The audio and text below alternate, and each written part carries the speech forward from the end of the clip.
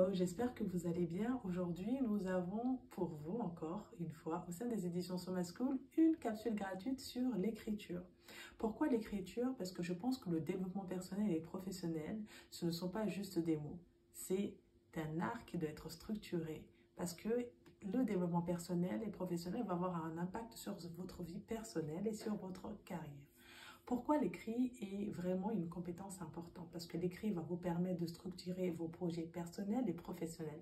Je ne me fatiguerai jamais de le rappeler à chaque vidéo. Vous savez, ce sont les écrits qui m'ont aidé à faire rédiger les statuts de l'association, à rédiger les discours, à pouvoir revoir notre stratégie, à pouvoir mener ce combat, mais vraiment avec 0 €. Et avec 0 €, comme j'aime à le rappeler, nous avons quand même eu un impact sur la distribution d'eau potable pour 300 000 personnes sur le département de Mayotte.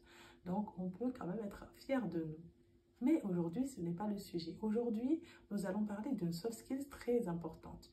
Une soft skill que vous devez structurer et qui doit se refléter sur vos différents écrits.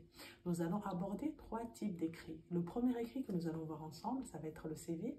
Le deuxième, la lettre de motivation. Et le troisième, tout document ou rapport technique que vous devez présenter auprès de différents publics. Donc, pourquoi l'adaptabilité est importante sur le CV? Parce que je rappelle qu'un CV, ce n'est pas juste un document figé. C'est un document que vous allez avoir avec vous au moins pour les 40 prochaines années. Jusqu'à votre retraite, vous devez souvent revenir sur votre CV, soit pour chercher un emploi, soit pour chercher un stage, une formation, soit aussi pour faire évoluer votre carrière. Même quand vous êtes entrepreneur, vous avez besoin de votre CV pour assurer vos associés, pour lever des fonds, pour chercher des subventions. C'est hyper important le CV.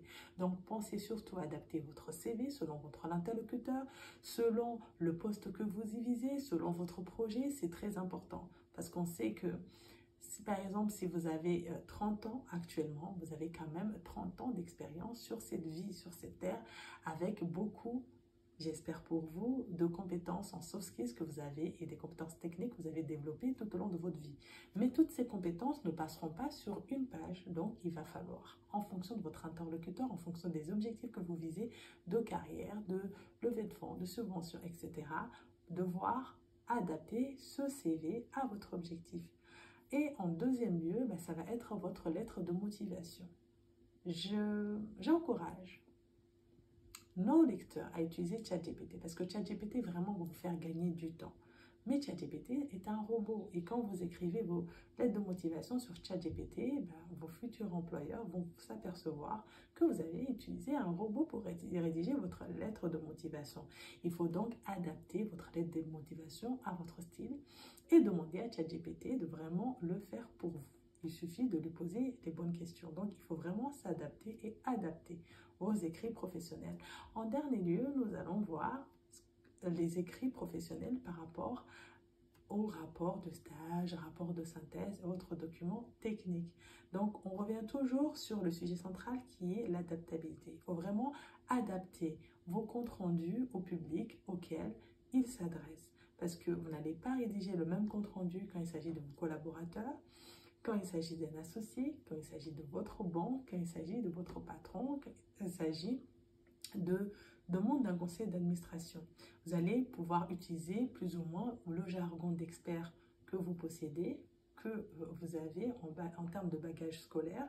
Si c'est un public qui est averti, d'accord, vous pouvez utiliser autant de jargon que vous voulez. Je vous donne un exemple. J'ai fait du droit. Je ne vais pas parler de la même façon avec un avocat qu'avec ma fille de 10 ans qui veut savoir ce que c'est qu'un harcèlement moral. Donc, je vous laisse deviner que je ne vais pas lui sortir des articles de code, lui sortir des principes de loi, etc. Je vais vraiment aller au plus simple pour qu'elle comprenne ce que c'est que le harcèlement moral qui est vraiment un fléau en plus de nos jours. Donc, pour conclure, sachez que au sein des éditions Soma School, nous avons créé le club des lecteurs leaders pour vous aider dans votre développement personnel et professionnel. Et ce que nous voulons dans le cadre de notre démarche RSE, nous vous offrons une fois par semaine, tous les dimanches, une capsule gratuite sur un sujet. Et en ce moment, le sujet, ce sont les écrits, c'est l'écriture. Donc, je vous invite à aller sur notre site internet pour lire l'intégralité de la capsule du jour qui va vous donner plus de précision, plus de conseils pratiques sur comment améliorer vos écrits professionnels. On se retrouve de l'autre côté à dimanche prochain.